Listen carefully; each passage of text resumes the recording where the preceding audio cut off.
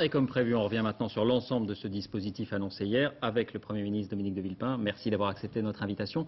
Alors vous n'êtes pas le premier à faire de l'emploi la priorité absolue. Vous savez que les Français sont sceptiques, ils doutent. Vous avez annoncé une série de mesures qui pour beaucoup sont un approfondissement, une accélération de mesures déjà existantes. Pourquoi croire que ce qui n'a pas marché hier va marcher demain? Pourquoi vous faire confiance à vous? Je comprends très bien qu'on puisse être sceptique, qu'on puisse douter. C'est pour cela, je l'ai indiqué, que je veux engager toutes les forces de mon gouvernement, toutes mes forces, dans cette bataille pour l'emploi. Et c'est pour cela que je prends résolument le parti de l'action. Nous sommes en France dans une situation inacceptable. Nous avons d'un côté 2,5 millions de chômeurs, et de l'autre nous avons 500 000 emplois qui tardent à trouver preneur. Eh bien, il faut agir vite, et faire en sorte que nous réglions l'ensemble de ces problèmes. Alors je veux le faire pragmatiquement, au coup par coup. J'ai observé longuement quels étaient les points de blocage. Il faut les lever un à un, avec le souci d'encourager l'embauche. Donc c'est une méthode extrêmement pragmatique, et c'est pour cela que ce plan d'urgence fait un tout. Je veux que ce dispositif soit en place au 1er septembre, et je veux le faire dans l'esprit qui est celui de notre pays, le dialogue social. On l'a détaillé, et on a vu qu'il s'agissait de beaucoup de mesures effectivement très concrètes. Votre prédécesseur faisait des grandes réformes, l'axe de son action. Là, on a entendu beaucoup de mesures de pilotage finalement de l'économie et du social, mais les grandes réformes de structure, c'est fini, vous n'en avez pas parlé. Les grandes réformes ont été engagées, qu'il s'agisse des retraites, de l'assurance maladie, de l'éducation. Maintenant, il faut faire marcher ces réformes. Et j'ai donc, je le dis bien, longuement analysé quels étaient les principaux blocages qui empêchaient l'embauche dans notre pays. Et c'est pour cela que je veux véritablement m'attaquer à ces dispositifs. Nous avons, là encore, une situation curieuse. Nous avons une des protections les plus fortes. Et pourtant, il y a dans notre pays un sentiment d'insécurité au travail fort. Donc, dans le respect de notre exigence sociale, dans le respect de notre modèle social, avançons sur deux jambes, plus d'initiatives et plus de solidarité. On va rentrer un peu dans le détail. Un point simplement, vous n'avez pas fixé d'engagement, d'objectifs chiffrés. La semaine dernière, on vous avait entendu parler de 100 jours pour faire changer le climat économique. C'est un objectif qui est abandonné? Je l'ai dit, non pas du tout. 100 jours pour recréer les conditions de la confiance. C'est-à-dire mettre en place l'ensemble des dispositifs qui nous permettront jour après jour, semaine après semaine, de faire mieux.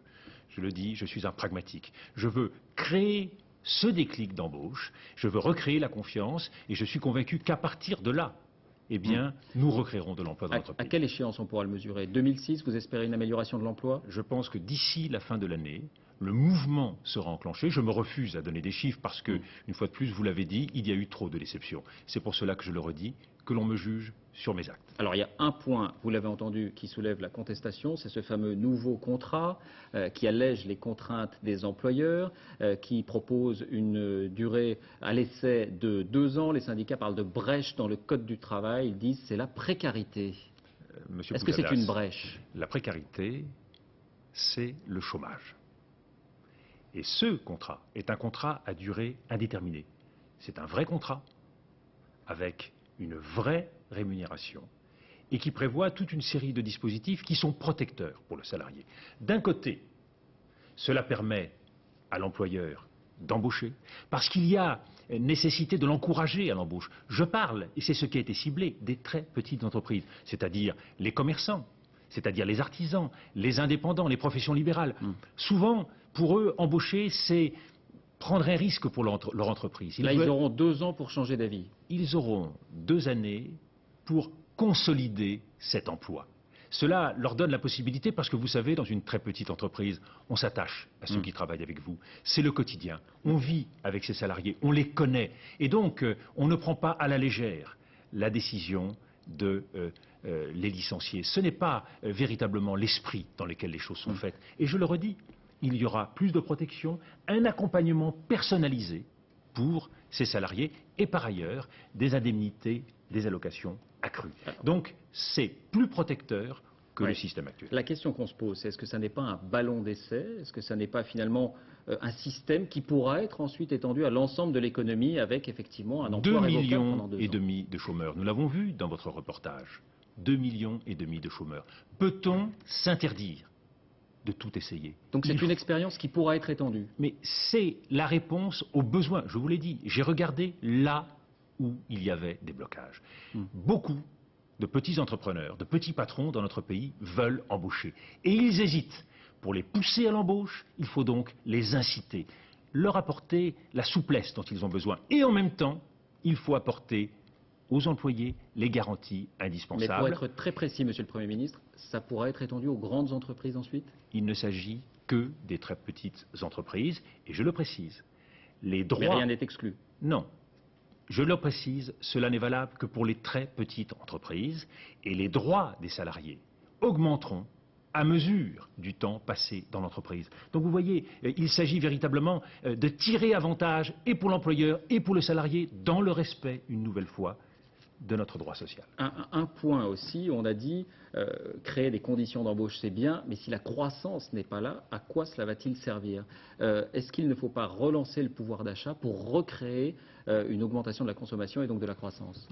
On ne vous a pas entendu là-dessus. Créer des emplois, c'est évidemment créer les conditions pour relancer la croissance.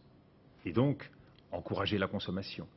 Et le pouvoir d'achat est bien sûr essentiel dans ce domaine. Quand j'ai pris l'engagement d'augmenter au 1er juillet le SMIC horaire de 5%, l'État donne l'exemple. Il y a des négociations de branches qui vont s'ouvrir dans le secteur privé. Je serai bien sûr très attentif et je souhaite que l'on puisse prendre en compte la situation Vous des salariés. encouragez les entreprises à augmenter le pouvoir d'achat. Prendre en compte la situation chaque fois qu'on le peut des salariés et en particulier de ceux qui ont des revenus les plus modestes. Et puis, si je décide de relancer la participation, c'est bien pour aller dans le même sens. Nous débloquerons en 2005 les sommes versées au titre de la participation en 2004. Donc vous voyez, le pouvoir d'achat n'est pas oublié, le pouvoir d'achat est au rendez-vous, mais la priorité c'est l'emploi pour ramener vers l'activité le plus grand nombre de nos compatriotes. Un point très précis encore sur cet aspect économique, vous avez dit la baisse de l'impôt, on n'en parle plus pour l'instant. Ça veut dire que la promesse de Jacques Chirac était inconsidérée. Est-ce que ce n'est pas ça aussi qui crée une distance entre les citoyens et la politique? Depuis le début du quinquennat, ce sont 10 points de baisse de l'impôt sur le revenu qui ont été effectués. Mais 30 étaient promis. C'est-à-dire 6 milliards. 6 milliards. Aujourd'hui, je le dis aux Français, dans un esprit de responsabilité, aujourd'hui, toutes nos marges de manœuvre doivent être mises pour gagner cette bataille pour l'emploi. C'est aujourd'hui la responsabilité et c'est la justice que nous devons à nos concitoyens. Alors, vous restez avec nous, Monsieur le Premier ministre, car on va parler dans un instant d'un autre volet de l'action gouvernementale, l'immigration. Votre ministre de l'Intérieur, Nicolas Sarkozy, a dévoilé les axes de son programme. Premier point, pour les clandestins, une augmentation de 50% des reconduites à la frontière, c'est l'objectif. Second point, et il sera sans doute plus controversé, pour l'immigration régulière, Nicolas Sarkozy se prononce pour l'instauration de quotas, même si, vous allez l'entendre, le mot n'est pas utilisé. Amaury Guibert, Alix Bouillaguet. Il avait fait de l'insécurité son principal objectif lors de son premier passage au ministère de l'Intérieur. Pour le deuxième, Nicolas Sarkozy attaque sur l'immigration. Devant une convention de l'UMP à l'Assemblée, il a repris l'une de ses formules phares, immigration choisie plutôt que subie. Je veux que l'on reconnaisse au gouvernement et au Parlement le droit de fixer, catégorie par catégorie, le nombre de personnes admises à s'installer sur notre territoire. En clair, ce sont bien des quotas que le ministre de l'Intérieur veut instaurer pour faire venir en priorité, entre autres, travailleurs qualifiés, chercheurs ou universitaires. Deuxième axe du programme du gouvernement, les reconduites à la frontière des immigrés clandestins. Je vous annonce que j'ai fixé au service un objectif de reconduite à la frontière pour les clandestins augmenté encore de 50% pour la seule année 2005. Ces reconduites s'élevaient à 11 000 en 2003, 15 000 l'année dernière. Avec l'objectif fixé par Nicolas Sarkozy, cela porterait le nombre à 22 500 cette année. Sur ce point, comme sur celui des quotas, le ministre de l'Intérieur va plus loin que la déclaration de politique générale de Dominique de Villepin. Aucune arrière-pensée pourtant à entendre Nicolas Sarkozy. Oui, je crois que Dominique et moi, on a fait des efforts pour que les choses soient cohérentes. Oui. Les deux hommes se retrouveront d'ailleurs dès demain pour l'installation du comité de contrôle de l'immigration. Alors vous, Dominique de Villepin, vous avez dit « je ne suis pas favorable aux quotas ». Là, quand on entend Nicolas Sarkozy évoquer catégorie par catégorie des objectifs chiffrés, il s'agit bien de quotas. Non, M. Poujadas, nous disons la même chose. Pas de quotas ethniques ou par nationalité, ce n'est pas l'esprit de notre pays. Nous sommes fidèles à une tradition humaniste. Que nous soyons soucieux de planifier les besoins de l'économie française en prenant en compte, par profession, ces besoins, en liaison avec les pays sources de l'immigration, quoi de plus naturel, mais le plus urgent. Je l'ai dit, 500 000 emplois dans notre pays qui ne sont pas pourvus.